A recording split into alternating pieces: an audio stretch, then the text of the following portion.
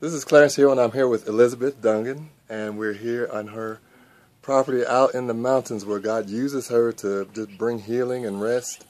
Her and Paul serve families, and we're just blessed to be one of them.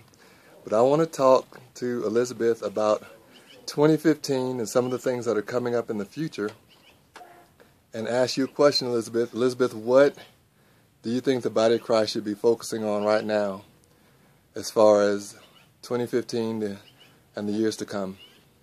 I believe it's a year with all that God is positioning His people to agape Him, to love Him with all their heart, mind, soul, and strength. But this year, I believe it's learning to live in the strength of the Lord, not in our own natural strength, but in that position of communion with Him, so that the supernatural flows from us. And when I say supernatural, it's awe-inspiring to us. And to me, I believe how we operate there is recognize that our night begins our day. It's in the night hour He's going to give us the strategies. He's going to rein in our hearts and our emotions that might be influenced by what we see or hear through media or through the doomsday attitude of so many, when in reality God is shaking. He's shaking all the nations, preparing the body of Christ to shine brightly in the midst of the darkness. And I think the one thing people should focus on in this year is their absolute communion, bringing even their thoughts into obedience, recognizing their thoughts are prayers to God. Their thoughts need to come into harmony with the way He thinks. And the only way we can do that is to know Him and know the power of His resurrection, but also the fellowship of His suffering. Know that in the midst of the season that's coming, there will be pain around us. There will be suffering, but we'll be the hope bearers. We'll be the love bearers, and we'll be the place of refuge. We'll be the place of provision, because we'll carry the presence of God. But that takes us making a conscious effort to become less self-conscious and more God-conscious. And I believe that's the easy way of doing it. And people say, well, how do you do that? Simply through the reading of the Word, but also letting the Rhema word, as you're reading that Word, pierce your heart.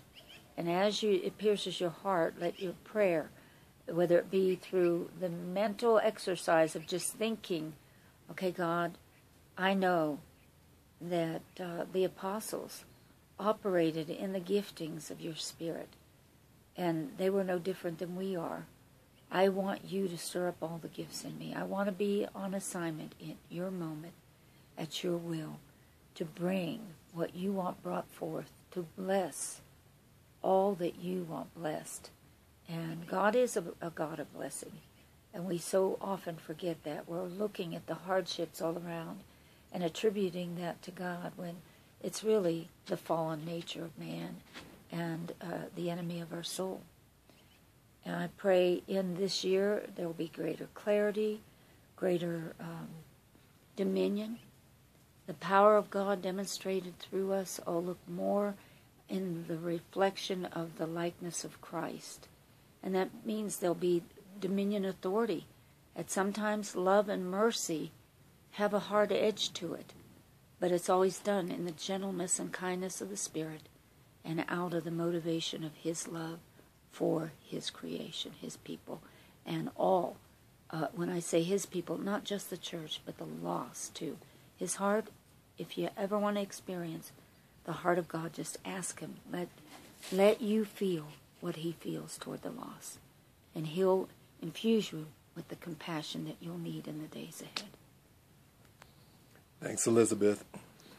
I hope you'll take those things and put them to practice. And I mean, really, Elizabeth is sharing these things not just because they're thoughts and ideas she has, but her and her husband live this.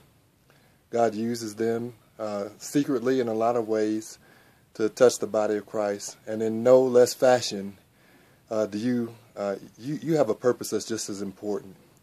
You're called to reach your family. You're called to reach your neighbors, your friends, your coworkers, your classmates.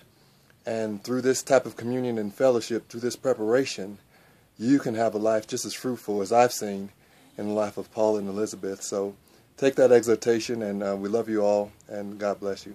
God bless you. And one more thing, never limit the Lord in doing in and through your life what he would desire to do. You have a commission.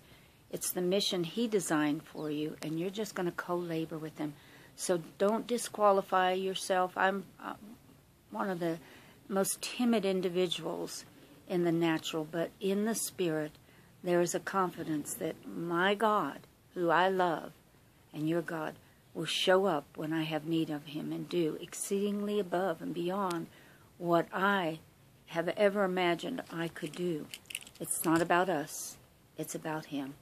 And so bless you and love to you all, and may you carry his love with excellence. Thanks, Elizabeth.